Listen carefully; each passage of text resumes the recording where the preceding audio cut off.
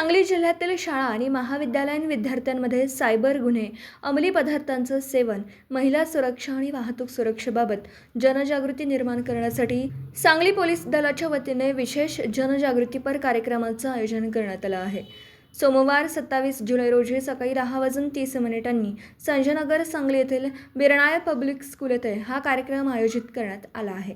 Online fraud, phishing, cyber stalking, cyber bullying यांसारख्या संवेदनशील cyber गुन्ह्यांपासून विद्यार्थ्यांनी कसं सावध राहावं, तसंच अंमली पदार्थांच्या सेवनामुळे आरोग्यावर होणारे गंभीर दुष्परिणाम याबाबत विद्यार्थ्यांना मार्गदर्शन करण्यात आलं.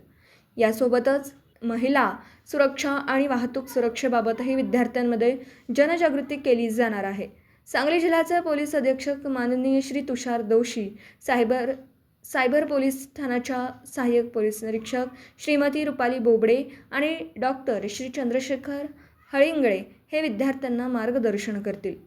कार्यक्रमाचं सांगली पोलीस दलाच्या अधिकृत यूट्यूब चॅनलवरून थेट प्रक्षेपण करण्यात येणार आहे. त्यामुळे जिल्ह्यातील शाळा आणि महाविद्यालयातील विद्यार्थी ऑनलाईन पद्धतीनेही या कार्यक्रमात सहभागी होऊ शकतात.